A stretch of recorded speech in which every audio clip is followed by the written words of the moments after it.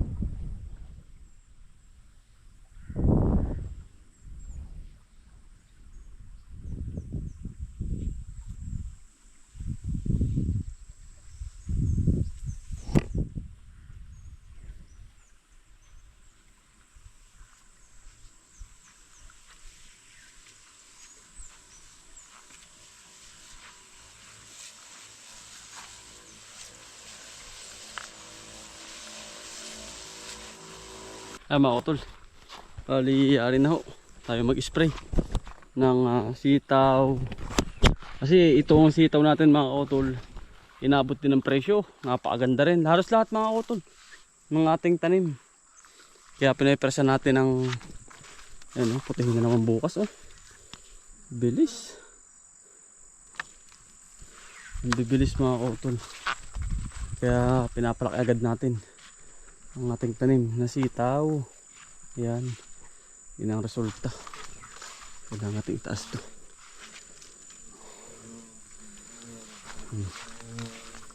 Yan po. Gawa ng mga kotol. Ito po ang ating pasensya na po. At gawa na sabihin na may paulit-ulit po tayo sa ating ginagawa. Ito po pang araw-araw namin gawa din eh. Sa bukid. Ano po. Yan. Tayo ay magtataas. Maghuhugpong na kasi ito mga kotol eh. Kailangan itaas yan. Ito. Yung mga ganito. Ayan. Kailangan mayroon pong pabubong tayo lagi. Sa ganitong sitaw. Para namang halaman. Para po hindi pumundo. Oh. Gapang. Ayan. Para itong ano. Oo, tulo. Yan, tamo po. Yan dyan. Yan, tamo po yung pinakambubong. Dito po nadami yan sa pinakambubong. Kaya kailangan itaas natin. Para hindi kung saan pumunta. Ayan.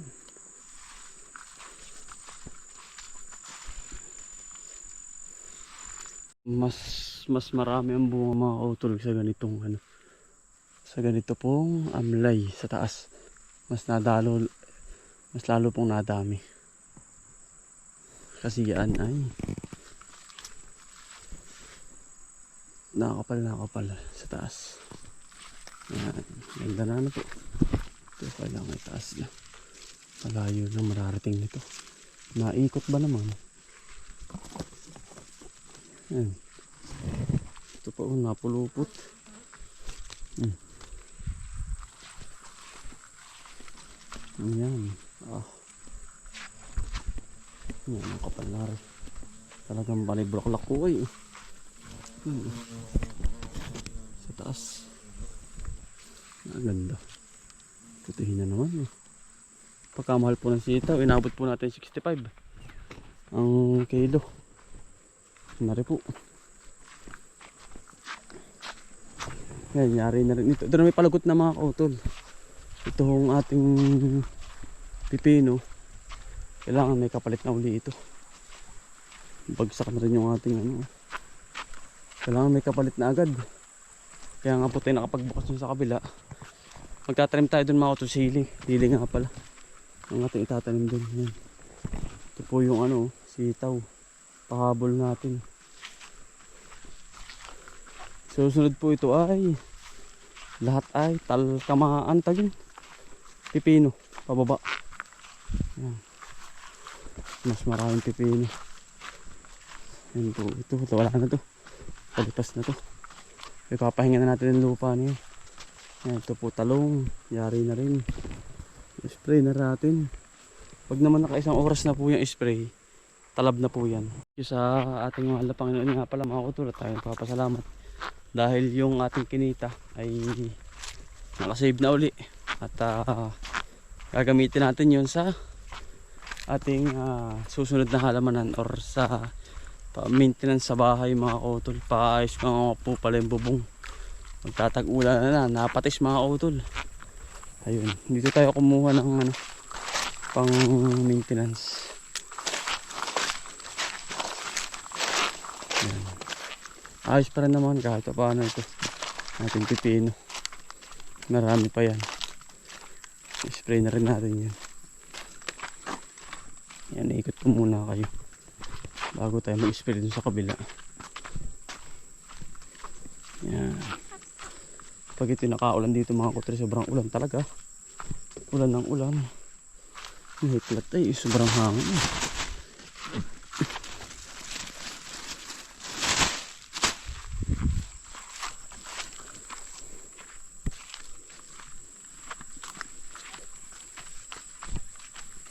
Ayun po yung ginawa natin sa kabila. Maglalagay na rin tayo ng ipot dun bukas para abot na kapag umulan ay di babad na po. Ano po, tatanim na po tayo dyan ng sili. Sa kabila rin po yung ating talong. Pagkakapala po ng bunga na yan ngayon, ayun po at itim na itim. Galing nga po mga kautulat. Aba eh, dyan tayo nakakuha ng pambayad sa tao. Ang galing nga po. Ako'y hanga din ay. Sa talong mga kautol. Basta kaleksta po ang inyo lagi. Talagang pagkakaganda pong ibunga. At tamang maintenance. At tamang spray ang mga kautol. Ito na tayo. Sa halamanan sa kabila. Kaya na po yung malawak. Parang sila po ay wala. May ginagawa ho. Kaya ako po muna. Maganda na po ito. Ayun oh. Malago na. Kaya spray agad natin ng pampakapal, pampabilis. Makakaabot ulit tayo din eh sa kabila. Ito po yung gusto ko mga kautol. Matatapos yung kabila, meron din. Ano, yan oh. Pagkalago na mga kautol oh. Bah, pagkabilis. Makakapaglagay na ng net. Ano oh. Yan. Ang bilis nito ba? Kailangan po ma-spray agad. Kasi nag-uulan mga kautol eh. Kailangan ng pampatibay.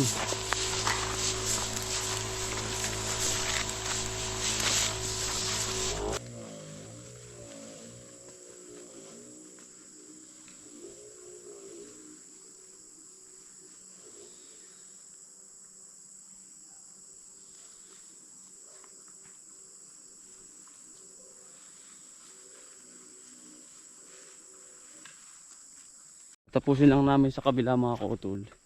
Paglalagay ng chicken manure, lilipat kami dito para maglagay ng balag. Yan. Ayos na mga kautol yan. Safe na po yan. Wag lang babagyuhin. Yan tayo na bibisita rin sa kabila mga kautol. Sa ating sisimulang halamanan din. Tingnan natin kung tuyo na. Ay mga kautol, dito na po tayo sa area ng ating bubuksan, panibago. Kasi yari na po yun nandun eh. Ito po, ngayon nga pala may low pressure. Ay mga kautol, okay na naman ito. Itong ating pero nagkatubig uli eh. Dapat yung walang tubig eh. Pinagbubulasan ko na to. Bakang dalag ng mga kautol eh. May tubig na naman.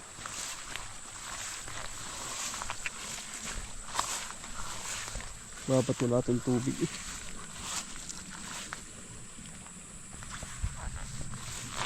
Pero ano na, lungyo na mga kautol. Itong ating ito. Nagkatubig lang uli. Ito matigas eh.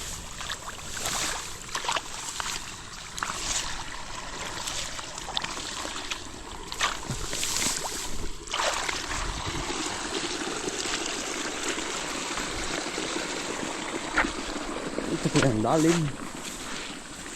Kaya ang ganda pala na rin pala.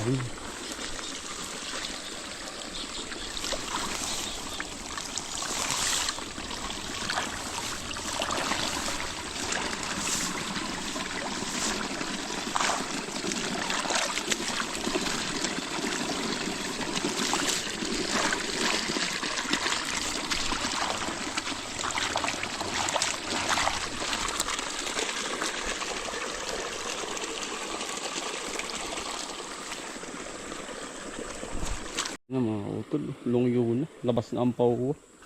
Ito po mangyayari mga kautol, kaya hindi ko pinano yung pauwa. Yun na mismo sasandalan ng putik para hindi umanod. Ay, lumakas naman po ng ulan ng minsan.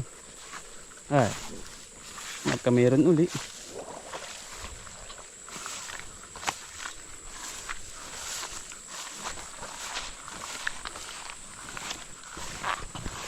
Ng tubig, pero i-check ko sa kabila, pero ito puro na eh.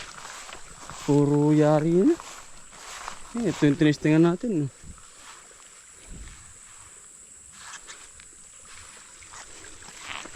nahukayin pero ayos naman. Kailangan lang talaga may bangbang mga utol. At patay na patay yung papasok doon ng tubig. Nagkameron uli. Yun.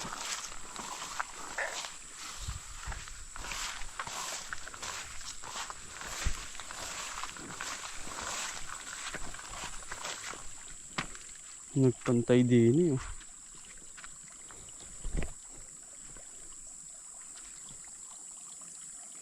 Makapasok ulit yung tubig pero try natin na subukan. Sa susunod na ano to, titranin mga utol eh. Susunod na linggo. Umpisa na. Sana tumuli ang init.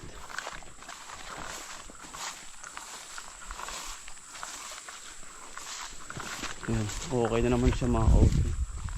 Ito yung plano natin eh, na malawak. Yari na rin yung kalawakan dun. Ito naman ay mangyayari ay sa panahon pa, panag-araw pa. Ito tataniman kasi hindi pa alis sa ngayon to, maano pa, maputik pa, malalim pa. Hindi nang umulan na 3 araw ay mga utol. Bah, puso laki mga utol. Hindi rin pang ulan na yan. Ganda nito mga utol, lawak na to. Dalawa po natanim nito eh.